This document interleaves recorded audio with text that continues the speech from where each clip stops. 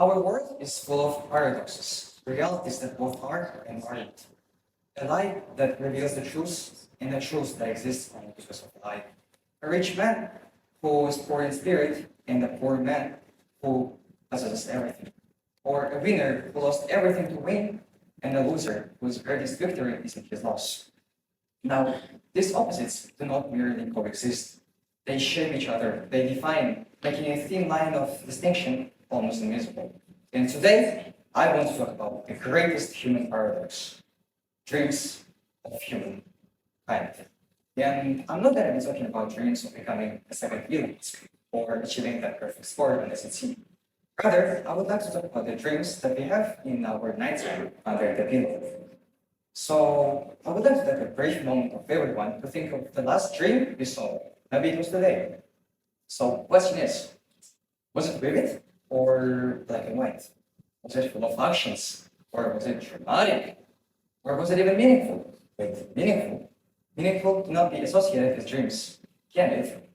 I mean, one night you're flying like Superman and flying from the building to the building, and the other night you're being chased by the monster, only to discover that it was your math teacher demanding your homework from 30 years ago. Or let's not talk about those flying pigs. I mean, rain, what's up with that? Sometimes they do not make any sense. And before diving into the science behind it, I want to share something fascinating about the man who discovered it all. And imagine a Swiss boy who was born in 1875, and he would be given the name of Inspector Gadget of Dreams. And his name was Carl Jung. And however, he was not a typical scientist in a white coat. He was rather an explorer like Indiana Jones. I hope everyone knows her.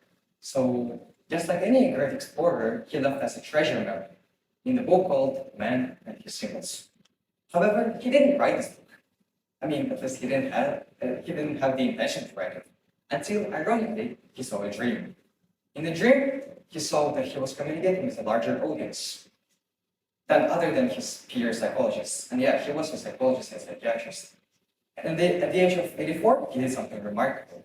He wrote the first chapter of his book in English. However, his native language was German, and why struggle that much? And as said previously, he wanted to convey his findings to the larger audience, not only to his peers. And that's how it all started. And Jung believed that dreams aren't just random replays of your day, like you would think, like in Instagram Reels. He believed that they were like personal messages written in a very specific way in a language called the language of symbols. However, when we think of it, your conscious mind, which you have control over, conscious mind, is like your Instagram page. And what do you do on your Instagram page? You post positive moments from your life, right? I mean, who shares their negative or rejections? And the unconscious mind is like your dreams, and unconscious mind that you do not have control over is like your gallery. Right? In your gallery, you have, and you may store some cringe photos, right? That you don't want anyone else to see. Or you get rejected from university that you applied to is all that sweat.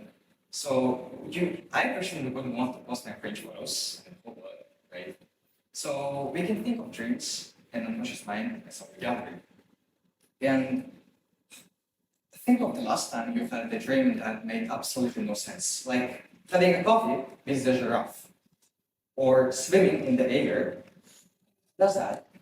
So, however, these aren't just random glitches in your brain. They are personal messages written in a language called symbols, and what Jung believed a language of a soul. And Carl Jung discovered something called the compensation principle. A fancy name for something actually very simple. It was like your mind, your dreams are like a scale. When something goes over bounds, it should underbalance it, right? Just like the equilibrium in chemistry. That is why when your life becomes too one-sided and you're focused on your 9 to 5 or academics, your dreams step in like your bro and help you to say that, hey, you gotta really work on your other parts of your life. Your relationships are suffering, or other parts are suffering. And I'm gonna share a very interesting story that I had. I personally was chased by 100 girlfriends in my dream. and they all wanted to love me. And what that could tell me in my life that I really wanted something intimate in the relationship of some sort, but not friendship, girlfriends. So, and another story I had personally was that I was basically a hero fighting against Decepticons from Transformers with Autobots and with my dad. We were working really hard with my dad to combat those Decepticons. And the thing is, in my reality, I'm not that good to my father. I am in a bit bad terms with my father. And what that dream told me is that I needed to improve my relationship with my father. So I'm currently doing that. So that is what is called the compensation principle. And dreams are the screams of your psyche as a compensation of the unconscious mind. However, now when you think of the dreams, they are like SMS messages from your inner self, not from anywhere else. And Jung believed is just like when you receive an SMS message from someone, just like heart emoji means love everywhere, those dreams have a symbolic meaning behind them, and those are called archetypes. Now, archetypes are original templates where everything is built on components, so just like in Java when we use templates, right? And there are 12 archetypes that Carl Jung discovered. And first and foremost, it would be the archetype of a hero. And hero, what does he do? He fights the evil, right? He fights the monsters. And there is also an archetype called shadow. Shadow is the part of yourself that you don't want others to see, or the parts of yourself that you feel insecure about. For example, you might not have the best looking face, or you're vulnerable about one part of your body. So shadow is about embracing your ick and the areas that you would not like. And there's also anima and animus. Anima is feminine side in everyone. And Carl Jung believed that even a man has feminine side to him, and even women have their masculine side. So those are archetypes, and there are 12 archetypes. So I will not be able to go over through everything at one. However, and this is, I'm leaving up to you. Next, this all sounds really poetic, and what do you do with this stuff? Like, what's the key takeaway? Next time you see your cat teaching your quantum physics instead of your teacher, yeah, I mean, physics is hard, but quantum physics being taught by a cat, next time you see that, I would like you to journal it. Yeah, you don't have to write every single detail. However, when you write down the key scenes, it becomes very just for me. Because I myself have started recording voice messages. As soon as I wake up, I grab my phone and will try to record the voice message to remember everything. And later on, I'll be able to reflect what that really could mean.